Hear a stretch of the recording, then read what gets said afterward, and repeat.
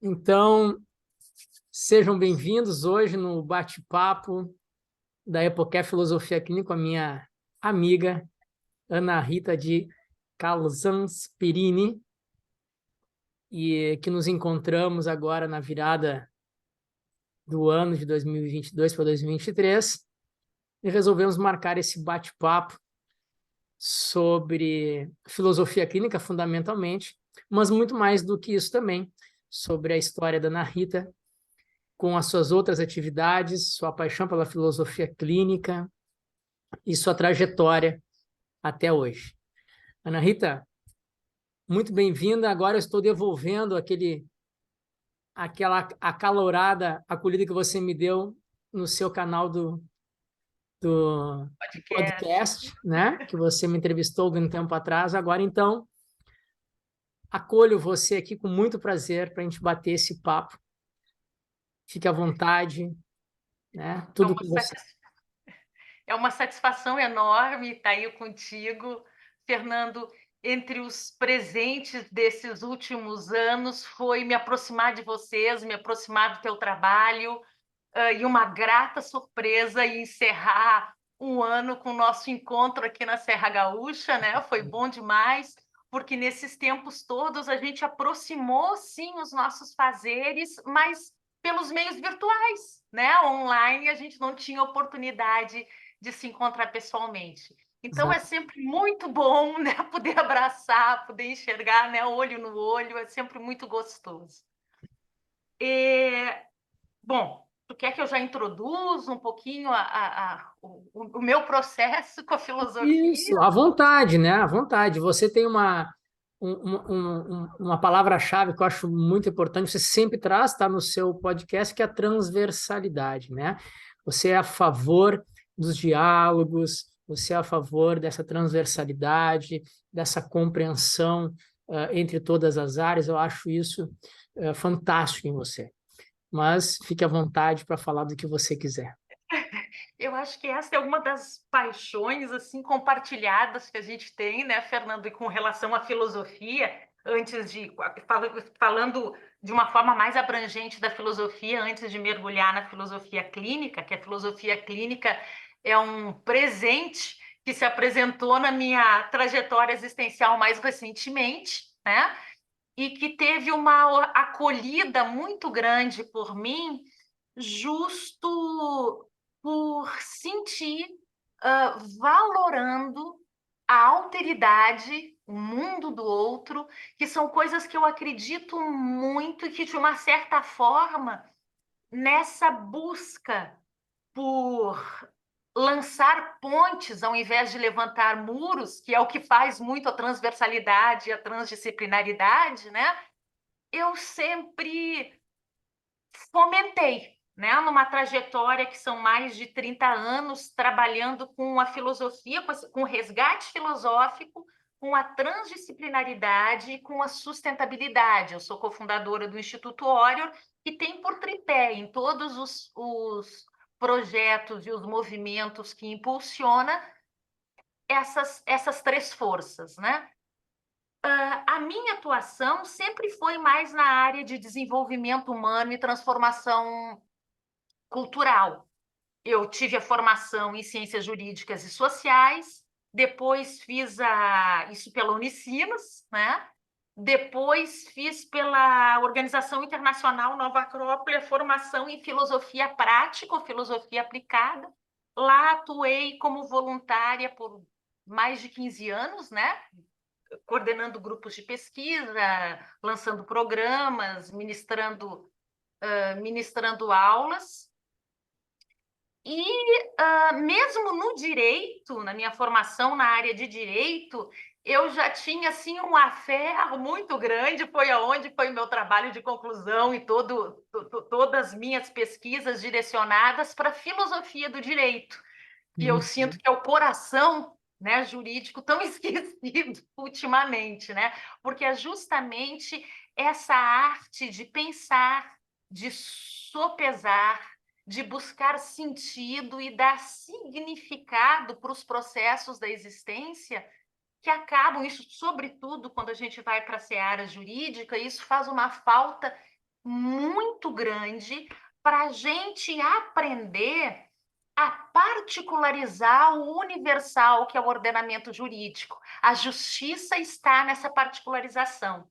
Então, não me foi nada estranho quando a gente trata na filosofia clínica de questões como a singularidade. Porque na hora de acolher e de abraçar a singularidade, até onde eu percebo, essa particularização do universal tem que existir para que aquela integralidade humana que está diante da gente a cada sessão, né, de terapia, a cada clínica, para que ela possa ser melhor compreendida. E daí eu já queria, até sempre brinco contigo quando a gente se encontra online, ou até às vezes pela troca de mensagem, que eu fico impressionada com a tua disciplina na hora de fomentar e desenvolver os conteúdos das tuas redes, né? Eu falo até, né? É uma disciplina histórica, né? Que é um impressionante, né, Fernando? E eu tive o prazer de acompanhar, assim como de outros colegas que tem muito conteúdo sendo colocado na rede de filósofos Isso. experientes, filósofos clínicos, né? Desde os primórdios, o professor Lúcio, o professor Hélio, os teus canais, o Miguel com a discussão, né, do livro Introdução à Filosofia Clínica, que também teve no podcast. Então, dentro do possível, eu vou acompanhando vocês, porque me alimento muito, tanto com insights para o meu dia a dia, como não só na questão teórica, mas sobretudo na experiência prática de clínica, que me auxilia bastante, né, nessa caminhada. E acompanhando alguns dos vídeos, eu vi que tu nos colocou muito a questão dos psicotrópicos, da drogatização, né? E por que que eu lembrei de trazer isso agora? A gente estava falando na singularidade ser percebida, e o que eu já consegui detectar, assim, com familiares e próximos e pessoas próximas, não tanto em clínica formalmente, mas isso é notório que a gente chega a essa conclusão, que a drogatização excessiva, ela inviabiliza a expressão humana, a apresentação da singularidade, e assim o fazendo, ela invisibiliza o fenômeno a ser acolhido e compreendido pelo filósofo clínico, né? Porque tira, então é como se a gente borrasse a nossa tela perceptiva, né? De repente fica tudo nublado, aonde está o sujeito? Aonde está a subjetividade em questão? Né? Uhum. Então, eu acho que isso é uma das coisas que me chamou muita atenção nos últimos vídeos, tanto os teus que eu conferi, quanto algo que eu já tive oportunidade, algumas vezes nós juntos em encontros online, outras vezes assistindo os vídeos do professor Hélio. Tem uma coisa que me chama muita atenção e que eu acho que talvez possa a gente talvez possa conversar um pouquinho sobre isso, é quando ele nos traz a história dos atendimentos que ele fazia nos hospitais psiquiátricos, e uma coisa que me chamou muito a Uhum. atenção, desde a primeira vez que eu ouvi ele falando a respeito disso, era do tamanho das mesas, né? Que deixavam afastados no caso, o filósofo clínico e o partilhante, a pessoa que precisava do atendimento. E uma das primeiras coisas que ele fez foi colocar uma cadeira diante da outra, Isso. né?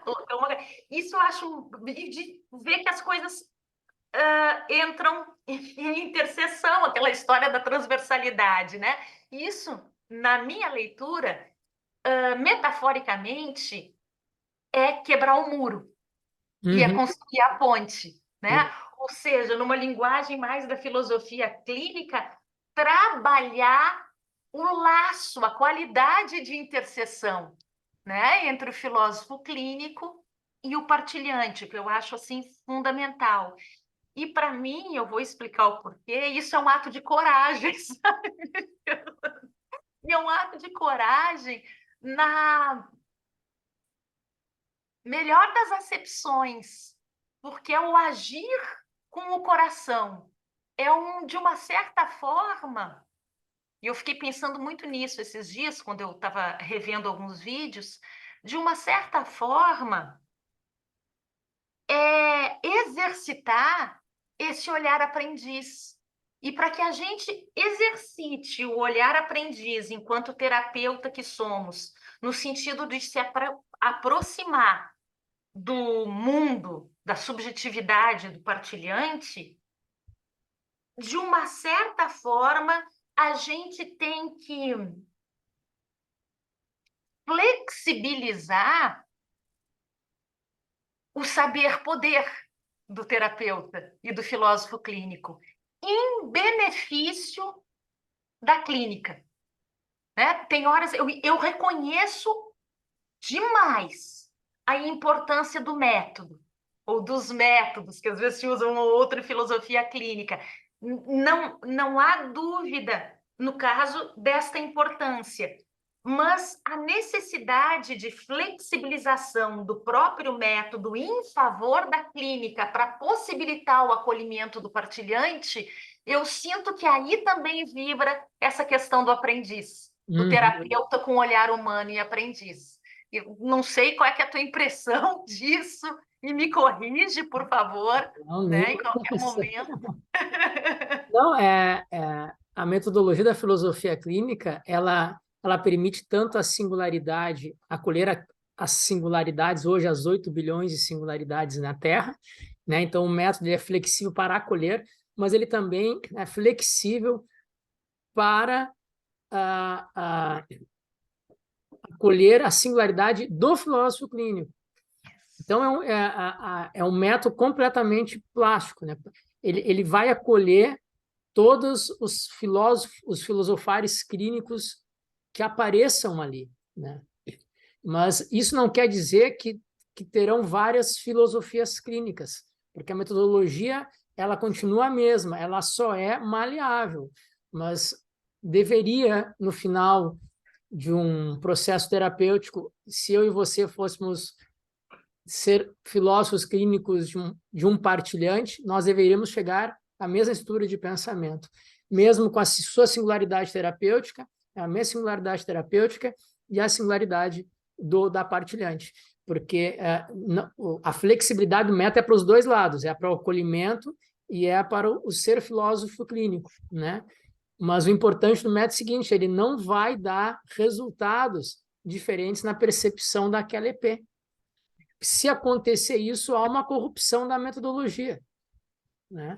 Por quê? Porque a metodologia ela é vazia, mas ela tem um caminho. Uma das coisas legais da filosofia clínica é que ela tem um caminho. Claro que esse caminho é feito de acordo com a singularidade do encontro, mas não pode dar para um lugar completamente diferente, né? E é justamente a gente conversando ao vivo aí é que eu percebi o tamanho, vamos dizer assim, da sua singularidade, porque o eletrônico aqui, que a gente se encontrou antes pelos vídeos, não dá a dimensão, né, do tamanho e envolvimento, né, corporal que você usa para falar das suas paixões, né?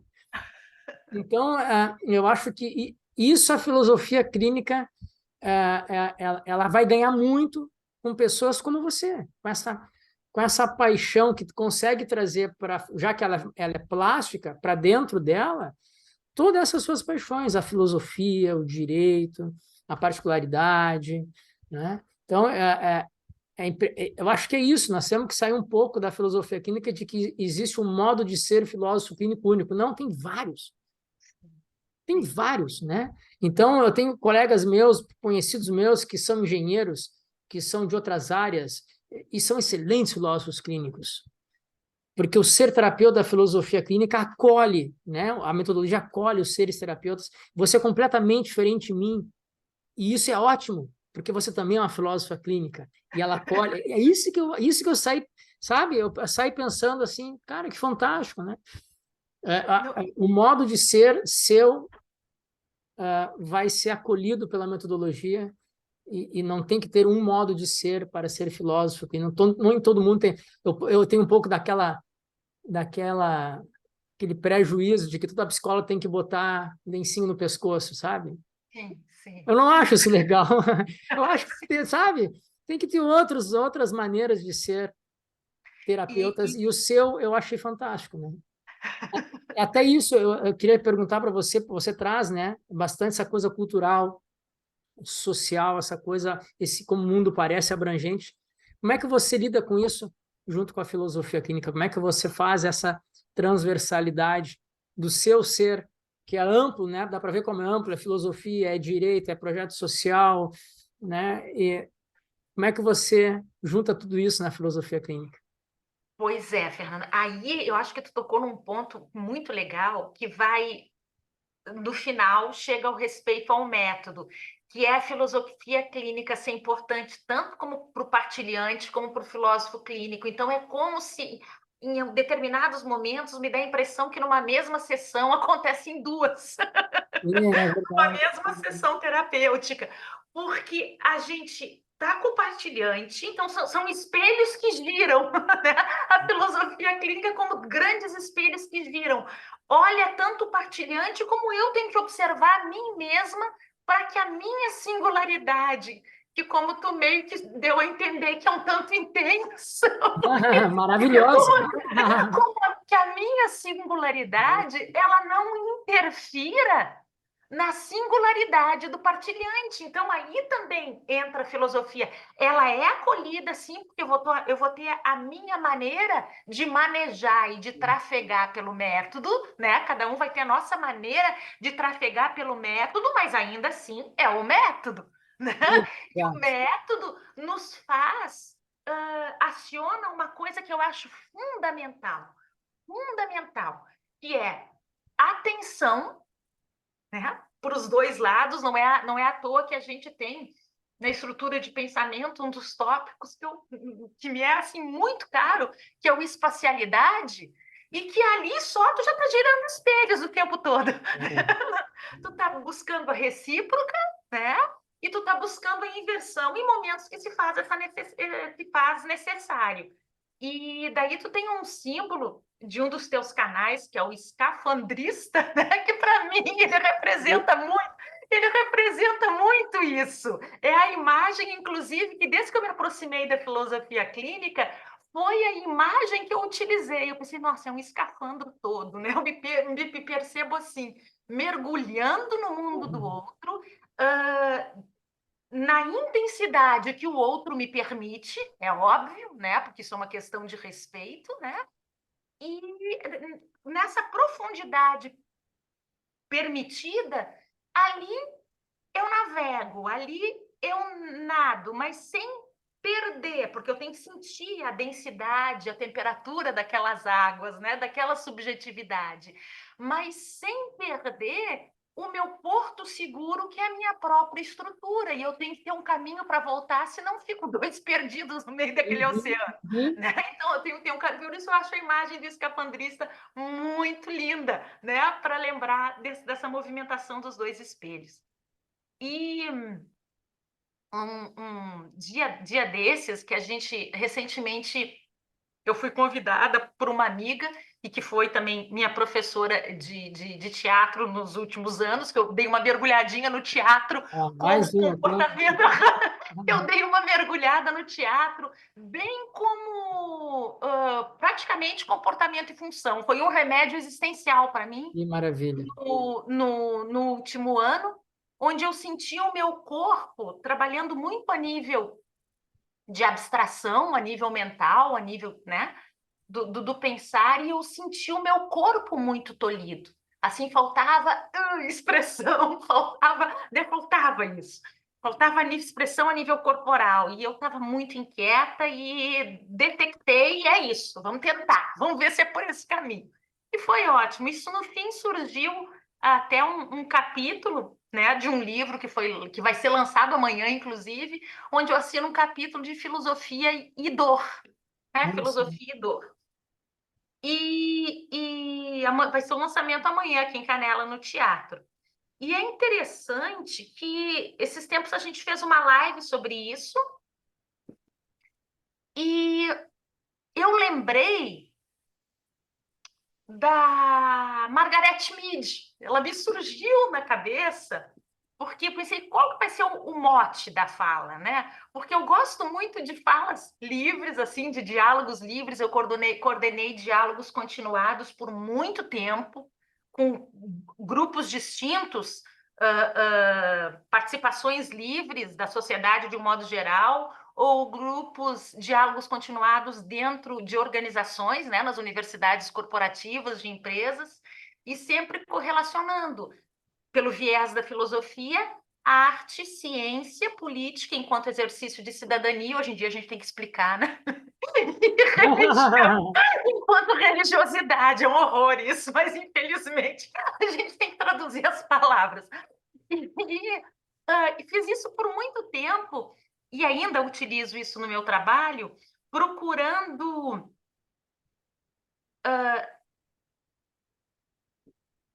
ativar sensos de conexão com a história, com a natureza, comigo mesmo e com o outro, e com as organizações que a gente integra. Né? Bom, o que tem isso a ver com a Margaret Mead que eu ia mencionar? E o que tem a filosofia a ver com a Margaret Mead?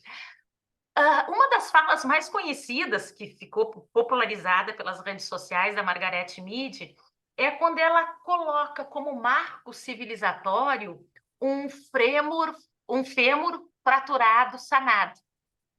Né?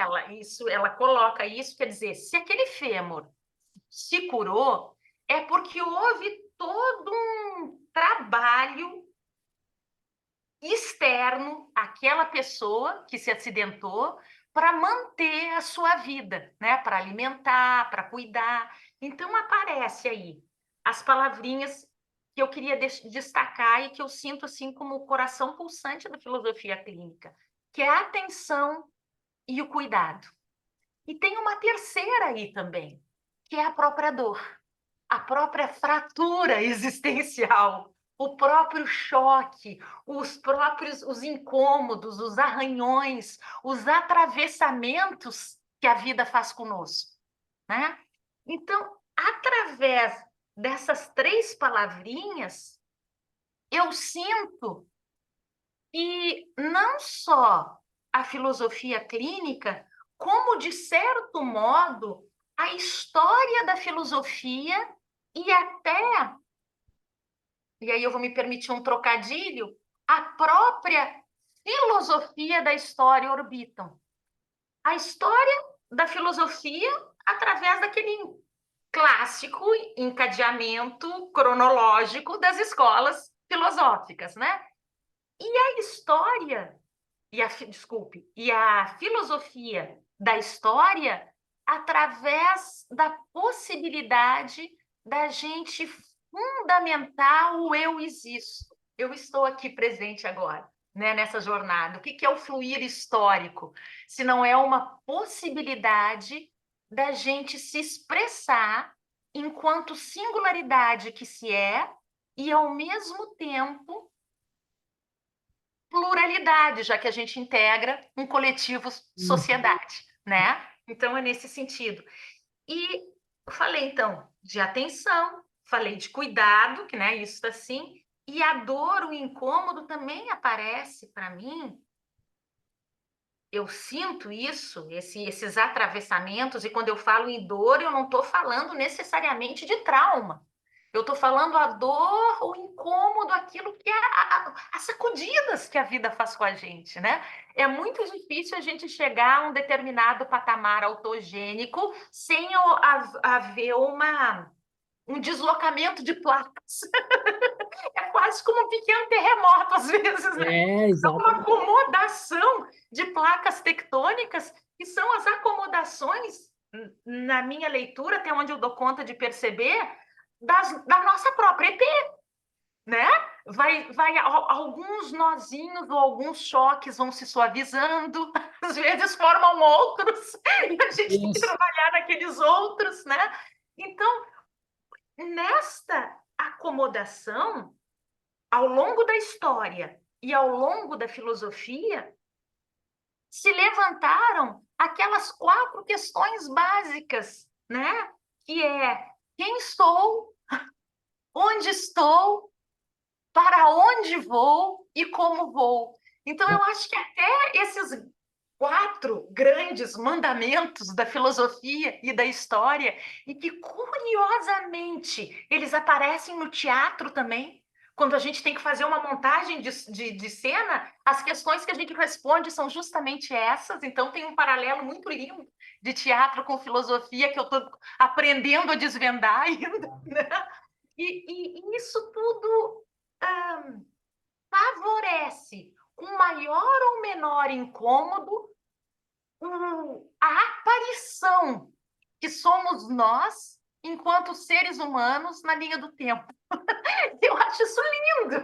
Isso me encanta muito, sabe, Fernando? Eu acho que talvez daí vem, vem a minha paixão pela filosofia, vem a minha paixão pelas expressões da arte de uma maneira geral, né? Você até, inclusive, tem mais uma grande expressão, colaboradora da revista Casa da Filosofia Clínica, né? Da qual Com eu muito faço parte orgulho, é do uma honra. conselho, né? Eu faço parte do conselho editorial e os seus textos têm uma expressividade que dão uma dimensão para quem conhece você de toda esse horizonte que você traz, né? Você fala, né, neste tamanho, né, nessas transversalidades. Você navega na escrita de uma forma quase poética, né, como essa sua fala da espacialidade intelectiva como jogo de espelhos. É bem como assim que você escreve. Eu vi você no texto agora, você falando isso. Você tem essa, né, mais uma veia aí artística, né, de expressividade que você tem. Desde quando, Ana Rita, você escreve? É também uma paixão sua? É também um remédio existencial É meu. também. É também um remédio existencial meu. É, de um modo geral, eu sou muito sensível para as coisas da vida. Eu coloco as coisas da vida de um modo assim geral, né? Sim, e tenho que ter um certo cuidado para não bancar a esponja, sabe aquela coisa de pegar tudo, né? Então, eu adquiri, afinal de contas, né? A vida ensina a gente, né? E eu sempre tive uma tendência à introspecção. Os anos que eu passei em Minas, eu brinco que eu vivi 30 anos em Minas e vivendo 30 anos no meio de montanhas, abraçada por montanhas, uma característica introspectiva tua, ela acaba se acentuando também, né?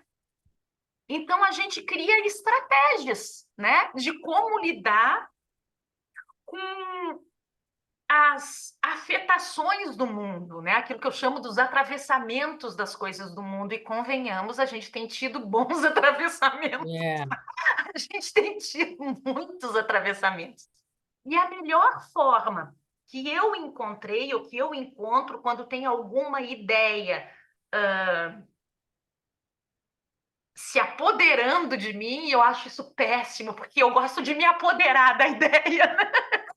Parece assim meio egocêntrico, mas é no sentido de, peraí, o que é isso? Eu estou entrando em ideia circular, né? Então, quando eu me percebo orbitando numa mesma ideia, sem conseguir, né, desvencilhar, sem conseguir subir, sem conseguir avançar, é a hora que eu pego caneta e papel. Às vezes eu começo com um rabisco, riscando a folha, assim, né? Riscando a folha.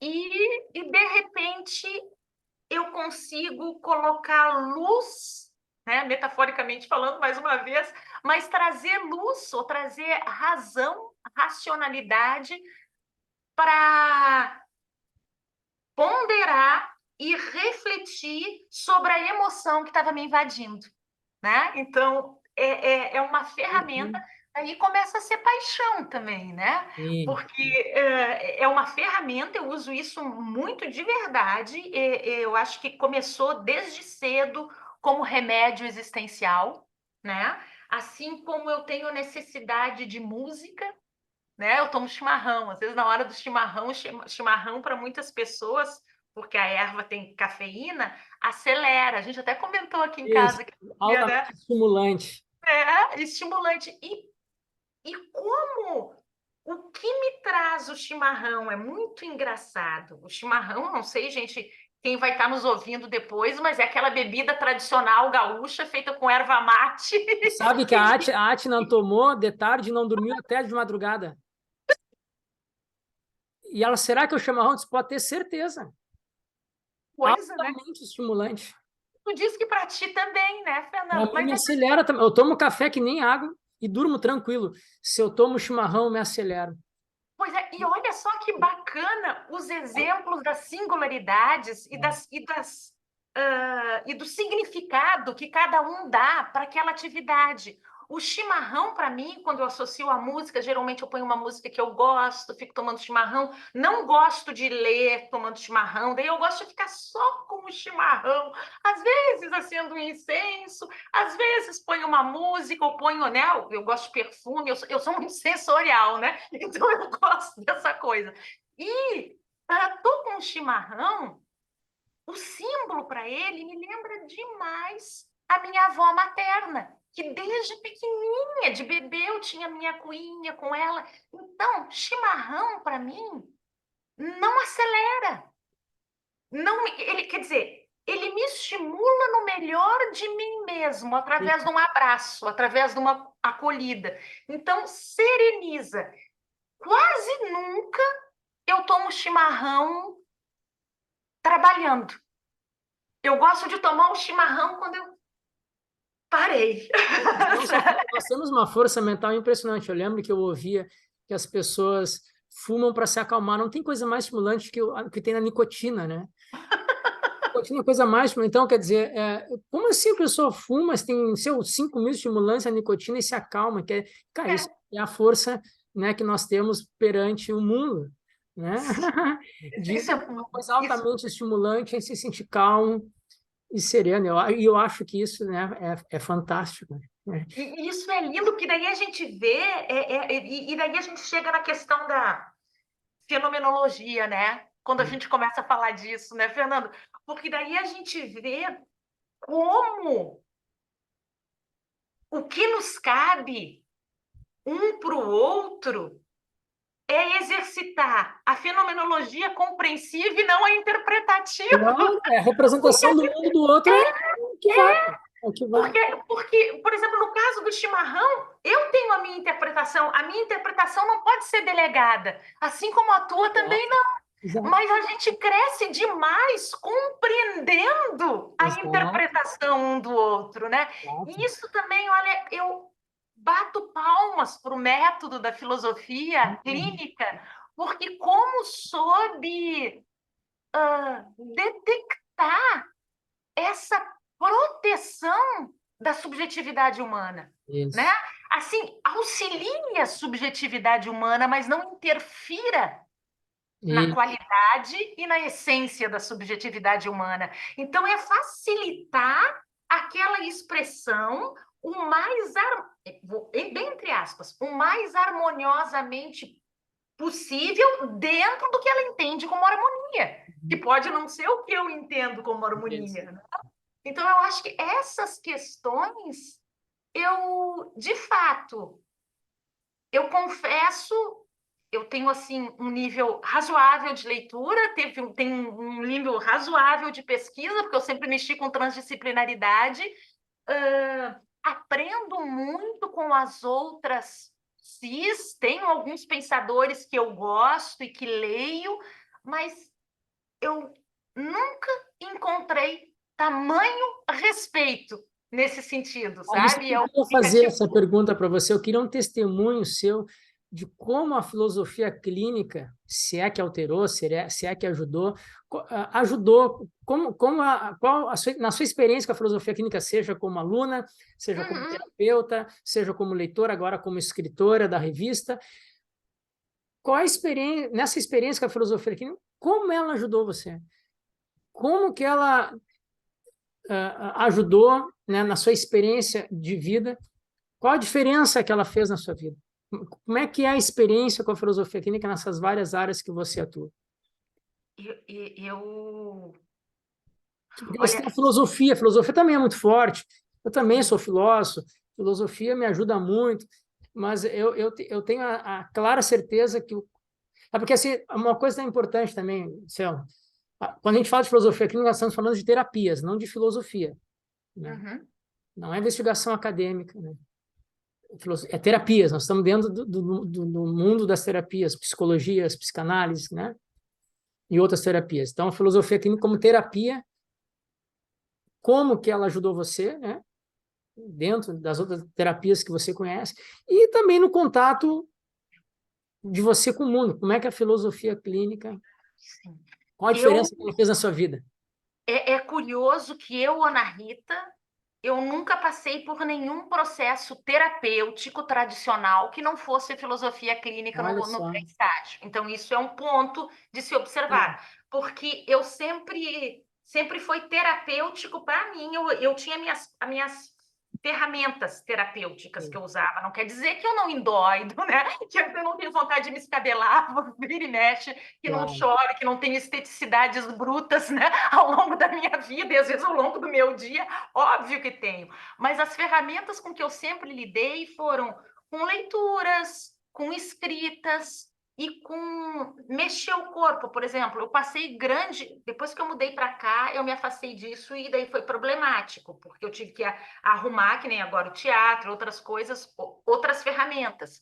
Eu sempre nadei muito. Mexer com o corpo era importante para mim, e sobretudo água, que é um elemento que eu me sinto mais à vontade. Então, eu primeiro fiz muito mergulho de superfície, nadei, né? Nadava mesmo, praticamente diariamente. Então, essas coisas todas. Quando não nadava, eu brincava que em Minas morava junto das montanhas, uma casa com um grande jardim, e eu brincava que o meu terapeuta era o Rastelo. Aquela coisa de tirar as folhas. Quando eu estava muito, que eu me sentia que eu estava completamente esgotada mentalmente, e em casa todo mundo já ria, né? Eu disse assim, onde tu tá indo, né? Ana Rita, onde tu tá indo? Já terminou a reunião, onde tu tá indo? Vou rastelar grama, vou rastelar grama. E ali eu trabalhava as minhas questões. A filosofia prática e a filosofia aplicada, na verdade, a filosofia me acompanha desde criança, desde menina, porque, sobretudo, pela minha mãe, que ela é uma filósofa nata e tem formação em filosofia, e nós éramos muito pequenos, e ela nos entretinha com o mundo da caverna, do Platão, ligava a vela e brincava de sombra, sabe aquela sombra? E daí ela contava, né, a questão de toda a metáfora, né, envolvida na caverna. Então, o Platão, para mim, assim, sobretudo Platão, que era a paixão, né, da mãe, isso, isso era um nome assim conhecido com a gente de pequeno, né? E a observação da natureza, para parar para ver carreirinho de formiga passando, olhar nascer do sol, pôr do sol, ver a aranha tecendo teia. Isso a gente foi instigado desde criança, e Gramado ajuda, né? Porque tem, Sim. imagina, agora eu estou com 55 anos, imagina quando eu era pequena, Gramado ainda tinha uma maior área verde, bem maior ainda, né? O Lago Negro aqui em Gramado sempre foi assim o quintal de casa, Nossa, né? que A gente maravilha. brincava lá, né? Então, isso foi sempre muito aguçado para mim. Daí, tirando esse, a gente está falando na terapia, né? Então, quer dizer, eu sempre... Quando eu cheguei na filosofia, primeiro através do direito, e eu revisito Platão, que eu conhecia de histórias, e começo a ler os diálogos, né? E daí eu devorei, assim, devorei todos os diálogos. E daí comecei, e daí eu fui passando de um para o outro, fui passando, e comecei a devorar as obras. E foi quando eu tive acesso à teoria. E foi curioso, porque eu já percebi que desde criança eu tinha prática, porque a prática me foi estimulada. E eu não tinha teoria. A teoria a mãe colocava para a gente em forma de contação de histórias, sabe? Do lúdico, de coisa. E depois, quando eu encontrei a teoria, aquilo encontrou ressonância Isso. interna, fez sentido, né? Teve um significado. E eu continuei. Então, nesse aspecto, e continuei buscando, não quer dizer que eu consiga, né? Às vezes eu consigo, às vezes eu não consigo, mas buscando aplicar a filosofia. E essa sempre foi a minha melhor terapia. Qual a diferença, que foi a tua pergunta, desculpe que eu me alonguei demais. Qual a diferença disso para a filosofia clínica, né? Aonde que a filosofia clínica agregou? Isso. A filosofia clínica, e eu até usei esse exemplo uns dias atrás, fazendo uma live com o pessoal do teatro, a filosofia clínica, ela me auxiliou a perceber que assim como as coisas acontecem, que eu tenho um movimento próprio, uma expressão própria e um mundo próprio, eu estou na linha da existência, né? Ou nessa trajetória, ou no palco da existência, convivendo com outras pessoas que têm os seus movimentos próprios, os seus tempos próprios e as suas trajetórias próprias. Como dialogar ou aproximar esses seres, essas subjetividades, sem corromper ou distorcer a movimentação de cada qual, tentando traduzir isso no meu dia a dia, facilitou a filosofia clínica, facilitou a compreensão do mundo do outro, quer dizer, a recíproca, né? De a gente pegar a espacialidade, né? A recíproca de inversão facilitou isso demais para mim. E, ao mesmo tempo, facilitou essa recíproca de inversão, porque eu percebi que muitas vezes eu não girava os espelhos. Eu não fazia o movimento necessário, ficava muito. Agora eu vou usar um termo que não é da filosofia clínica, mas vale para exemplificar, ficava muito egocentrada, né? No meu próprio, encapsulada, melhor, encapsulada no meu próprio mundo, sem perceber o mundo do outro e interagir com o mundo do outro de forma respeitosa, enxergando o outro, aquela alteridade, né? Enxergando, e daí a gente lembra de Levinas, lembra de Martin Buber, né? Enxergando o outro com o rosto do outro, né? Enxergando ele como ele é, no mundo que ele habita. Então, nesse aspecto, daí o que eu percebi? Muita, em certa medida, e numa boa medida, os choques de relações, de papéis existenciais, sobretudo a nível de pessoas mais próximas, porque às vezes as pessoas que a gente mais quer bem são as pessoas que comumente são com as quais a gente mais entra em atrito, porque a gente pensa, nossa, mas se o sujeito não entende que eu amo ele, como é que, né? Não entende? Como é que, por que essa confusão, né? Então, tu percebe, peraí, o que está acontecendo? Até que ponto eu estou projetando o meu mundo no mundo do outro? E não estou conseguindo perceber, né, de uma forma mais límpida aquela subjetividade. Eu não sei se eu consegui te Claro, responder. isso acontece muito na formação, os alunos, né? A grande maioria não vai ser terapeuta. A grande. mas eles aproveitam a filosofia clínica para uso próprio na sua vida, e ele normalmente é isso, sabe, nas relações pessoais, de trabalho, de vizinhanças, pessoais, na família, eles conseguem ter uma outra percepção de como eles interagem, porque a filosofia clínica ela é muito específica, né? Ela mostra os elementos fundamentais que estão numa relação, não mostra só a relação, mostra como em elementos, que são os tópicos, a gente se relaciona com os outros, com o mundo, com nós mesmos. Então, a gente acaba enxergando de forma muito precisa como nos ligamos aos outros. E a gente consegue, tendo essa precisão, mexer melhor isso. Na nossa EP mesmo, mas muda todas as nossas relações. A gente não mexe no outro, né? A gente mexe na gente. E eu acho isso fantástico, né? Aconteceu a mesma coisa comigo quando eu estava fazendo a formação. E é curioso porque a gente só consegue mexer porque e detectar porque a gente sai da gente mesmo. Né? A gente Enxerga de uma outra afasta, forma, né? a gente se afasta, e isso é um exercício que a filosofia clínica abraçou, mas é um exercício filosófico por excelência, que é a gente se colocar como observador da gente mesmo. Isso, Né? ele fazia Então, muito se esse movimento assim na formação dele. A filosofia clínica abre a cabeça da gente, sem fazer isso. É isso, a gente se enxerga de forma ampla, né? isso. E consegue perceber os horizontes, as margens, e é ali que é onde a gente se relaciona, como se relaciona.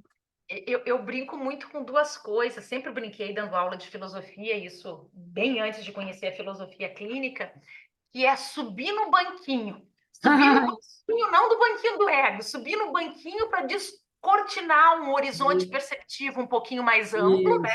Isso. Quanto mais tu sobe, né, por etapas, tu descortina um cenário mais amplo e, ao mesmo tempo, descer do banquinho para reconhecer as nossas próprias vulnerabilidades e as nossas incapacidades de abarcar, incapacidade humana de abarcar o todo, de abarcar a totalidade, porque a gente vai ampliando, mas ainda assim essa ampliação é um fragmento. É, Ainda assim é exatamente. uma parte. Ou como a gente fala, que eu gosto muito dessa expressão em filosofia clínica, que é a edição da historicidade. Né? Quando o partilhante coloca a sua historicidade, partilha com a gente a sua história, né? É a edição dele. Isso. Né? E é em edições que a gente trabalha, né? A gente trabalha em cima de edições.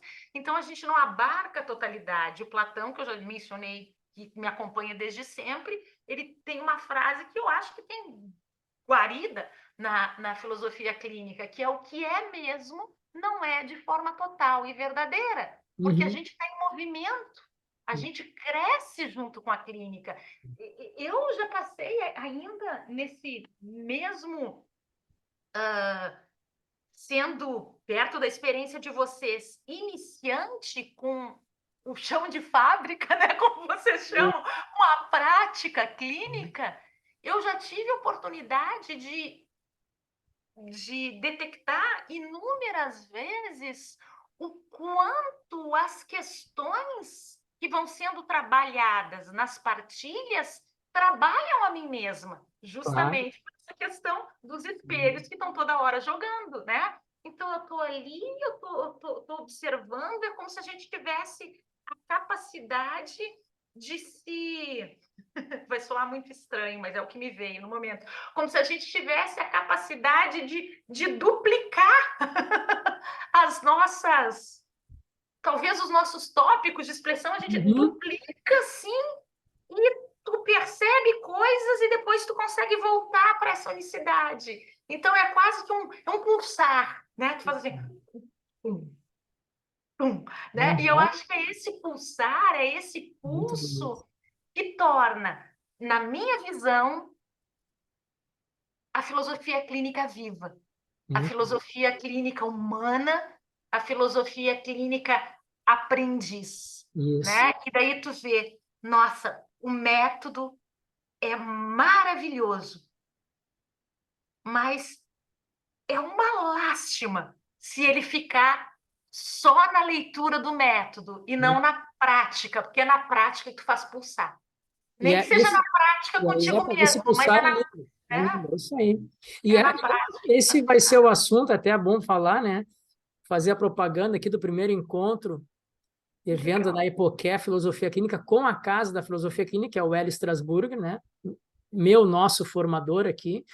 E dos assuntos da mesa redonda vai ser chão de fábrica, isso que você falou, que é uma fala do Hélio, que é isso, filosofia clínica enquanto uma prática terapêutica, não enquanto discussão de conceitos sobre o ser humano, mas quanto uma prática terapêutica, chão de fábrica, vamos trabalhar, vamos acolher a singularidade, né? Então, no dia 19 de janeiro agora, às 19 horas, vamos realizar esse encontro online aqui pelo Zoom, né?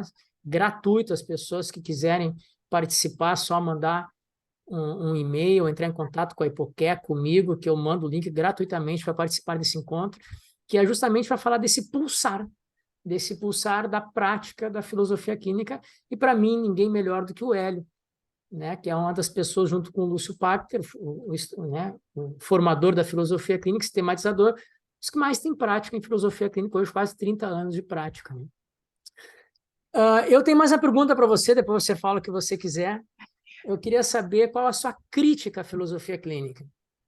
Né? Quando eu falo crítica, eu não falo só a crítica, eu falo crítica no sentido de critério. Né?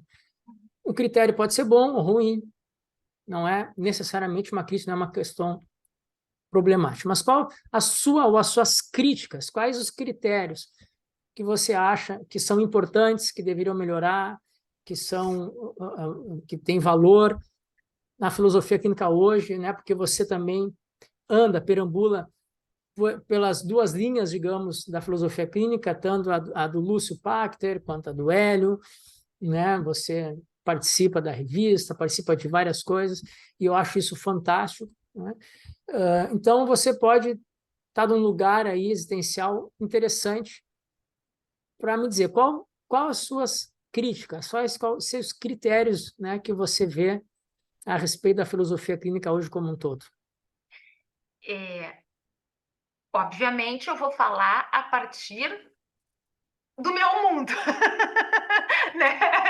Então, como essa questão de buscar, lançar pontes me acompanha desde sempre, eu não saberia me relacionar com a filosofia clínica sem ampliar esse patamar, né, de observação, olhando tudo que ela tem para me oferecer e buscando absorver o melhor dela, que eu vejo coisas muito boas nos dois lados, digamos assim, ou nos dois, no macro plano da filosofia clínica. Entre umas admirações grandes, que eu já falei isso algumas vezes, que eu sinto em ter aproximado mais a minha formação junto ao trabalho de vocês, e eu digo a minha formação, independente do meu trabalho, porque a gente está sempre em formação, isso é uma coisa que a filosofia nos ensina e que a filosofia clínica vem reforçar, né? A gente é aprendiz, a gente tá sempre em busca, né? Como filósofos que somos, em busca não só de se aproximar do mundo do outro, mas de se aproximar do nosso próprio mundo, porque em certa medida nós ainda somos um mistério para a gente mesmo. Não é tudo da Ana Rita que a Ana Rita conhece, domina. E eu sou capaz de apostar que não é tudo do Fernando que o Fernando conhece e domina Nem também. sei o que seria o todo do Fernando. O que eu tô... Nem sei. Teria que juntar muita gente para saber quem eu sou. Muito legal isso, Fernando, muito bacana isso. Mas não é isso, então a gente é uma caixinha de surpresa para a gente mesmo, né? Claro que sim. E eu acho muito bacana trafegar nesses mundos, e daí vai a minha crítica no sentido de que a gente tem que fazer mais isso. Porque é tão gostoso tu ver que as diferenças elas são suavizadas pelo que a gente tem em comum, pelas paixões compartilhadas. E até hoje, felizmente, eu tive o privilégio de cultivar boas interseções, né, nesses campos todos que me possibilitaram e me possibilitam crescer, né, com todas elas. Eu tenho uma admiração, agora nós falando, nesse professor formador que também nos acompanha, né? Que é o professor Hélio. Eu tenho uma admiração particularmente grande pela forma com que o Hélio conduz as aulas dele, por ser muito dialogada, né? Por ser muito compartilhada. Isso me atrai, talvez porque eu venho de uma tradição de coordenar diálogos continuados, o diálogo, né? Isso sempre foi um ponto que sempre eu tive sempre um olhar muito simpático e empático, né? Com essa forma de se trabalhar, né? Com essa abertura de escuta. Por outro lado, o que acontece nas minhas formações é muito engraçado, eu sempre pontuo isso, às vezes o pessoal tem essa tendência de perguntar, né? Às vezes, Ana Rita, tu é filósofa clínica, o pessoal interno, né, da filosofia clínica. De onde? Eu disse assim, gente, espera aí, eu tenho que dizer de onde. Eu não posso dizer de onde, eu tenho que dizer de onde, porque eu comecei no Instituto Mineiro de Filosofia Clínica, daí mudei para o Sul em julho de 2019, concluí a minha formação muitíssimo bem acolhida pelo Instituto Pacter, passei pelo processo né, da certificação, de ser avaliado pela Anfic, né, Ai, gente, me fugiu a palavra. Estágio? Orientação de Isso, estágio. isso me fugiu completamente, obrigada. Da formação do estágio. E tive a sorte, um privilégio de logo encontrar o Hélio tratando de um dos assuntos que eu mais gostava, e foi aí que a gente estreitou os laços, que foi em literatura e filosofia clínica, uma série, né, de eventos. Então a gente conviveu semanalmente por muitos meses seguidos, e ali se estabeleceu um laço, e é assim que eu gosto de me relacionar com centros onde eu atuo, é justamente com laço, porque laço, para mim, é aquilo que eu brincava contigo e com a Ati, quando a gente estava conversando sobre relação, a diferença entre o laço e o nó, né? Achei ótima essa. As relações de nó, elas não... elas me ferem, elas me violentam. Agora, as relações de laço, a gente cresce, todo mundo cresce, e é muito gostoso isso, né? Então, as minhas relações, eu procuro cultivar laços, e esses laços são laços profissionais? Sim, são, mas antes de mais nada, do meu lugar de fala, é um laço afetivo, é um laço afetivo muito grande, que isso eu também acho que são alguns equívocos da nossa pós-modernidade aí, e nem só da pós-modernidade, já começou bem antes, é de encaixotar o sujeito, né? De classificar, de catalogar, que é querer dizer assim, ó, aqui está a seara pessoal, aqui está a seara profissional. É óbvio que a gente tem que ter caixinhas, digamos assim, de segurança, onde cada um deles possa repousar. Mas Sim. as coisas se comunicam, né, Fernando? As coisas se comunicam. Então, eu não sei atuar profissionalmente, seja o que eu estiver fazendo, nas várias áreas de expressão, ou nos vários papéis existenciais que eu exerço, não só profissionalmente, sem colocar um bocadinho de paixão, de amor, né, de entusiasmo naquilo que eu faço. E é isso, Assim não, e é isso, né? Quando nós saímos do portão do seu edifício aí em Gramado, a Ashna virou para mim, como é que você ainda não conversou com ela, não botou na Epoqué? Porque ela viu a sua paixão. Primeira coisa, isso, como é que ela não está num vídeo conversando com ela na Epoqué? Porque então, ela viu, ela percebeu a sua paixão, né, que você coloca em cada coisa que você falou, filosofia clínica, filosofia direito, filosofia na Acrópole, em tudo, né? E é isso, né, que eu acho que a filosofia clínica precisa um pouco, né? Sai um pouco da caixinha de todo mundo falar da filosofia clínica da mesma forma. Eu já não aguento mais botar a cara, acho que as pessoas não aguentam mais me ver.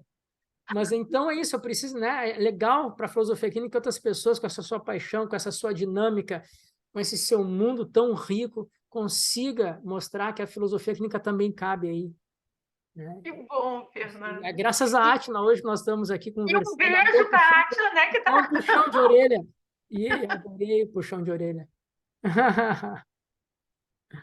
Bom demais, rapaz, bom Muito demais. Eu só tenho a bom. agradecer, eu só tenho assim a agradecer o privilégio do convívio e que venham muitos outros, sobretudo presencialmente, se a gente conseguir estar mais junto Exatamente, também, né? exatamente. Isso faz falta. E É. aqui, por enquanto, tu ainda está em Porto Alegre, Enquanto eu tô... aqui em Canela, a gente está assim tão pertinho, né? Às vezes falta só a gente um joguinho de cintura nosso para pelo menos de 15 em 15 dias, uma vez por Isso, mês a gente marcar um café juntos, né? Um exatamente. sarau, gente, eu adoro Pô, um sarau. sarau seria ótimo. É muito legal. A gente tem que fazer um sarau, uma hora aqui, outra hora em Porto Alegre, Com reunir o música, pessoal, com dança, com né? tudo, né? Coisa Alguém, mais boa. né, pega um poema, declama, pega um trecho de um livro, né? Exatamente. Pode ser os nossos livros de filosofia clínica mesmo, e lê alguma coisa, né? A gente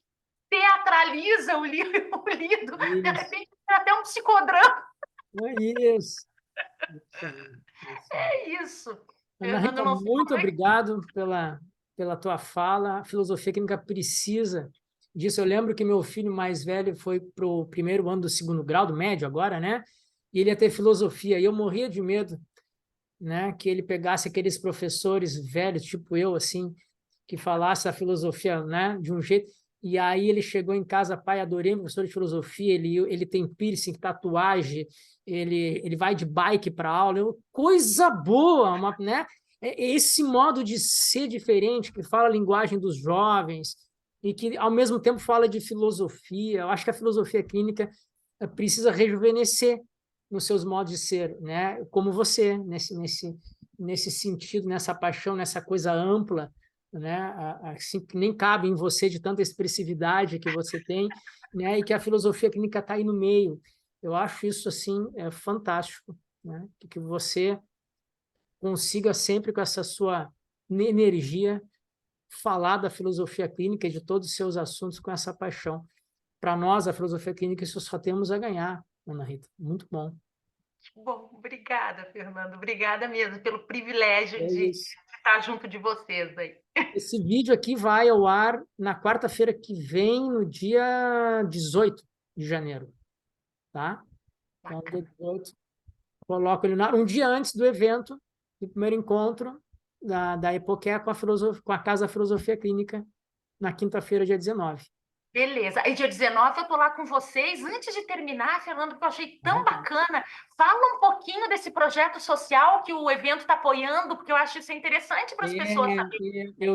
Até agora eu fiz uns vídeos sobre isso, eu devo lançar até sexta-feira, pedi para fazer uma edição, que a Epoqué, né, sempre quer dar esse caráter social a seus eventos.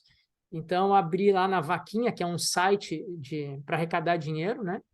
E com doação espontânea não precisa pagar para ir para o evento, são coisas diferentes. O evento é gratuito para as pessoas conhecerem a filosofia clínica, só pedir o link que eu dou. Mas quem quiser fazer uma doação espontânea pela Vaquinha, vai estar ali o Pix da Vaquinha e o site do que é o projeto, né?